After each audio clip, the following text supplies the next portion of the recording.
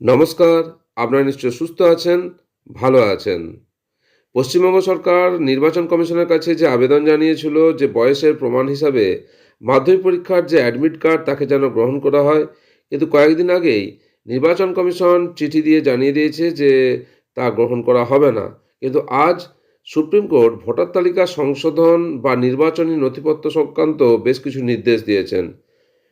Supreme court নির্দেশ দিয়েছে যে ভোটার তালিকা সংক্রান্ত বিষয়ের ক্ষেত্রে অ্যাডমিট কার্ডকে সম্ভবত বয়সের প্রমাণ হিসাবে একটি বৈধ নথি বা এসআইআর সার্ভিস আইডেন্টিফিকেশন রেকর্ড হিসাবে গণ্য করতে হবে।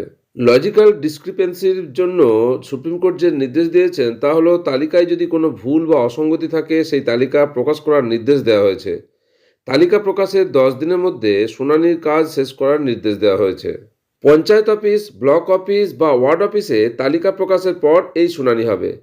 যাকে এই শুনানির জন্য ডাকা হবে তিনি চাইলে কোনো প্রতিনিধি নিয়ে যেতে পারেন সঙ্গে।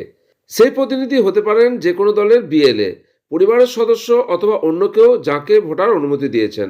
তবে তার কাছে একটি অনুমতিপত্র থাকতে হবে, তাতে সংশ্লিষ্ট ভোটারের স্বাক্ষর বা আঙুলের ছাপ থাকতে হবে।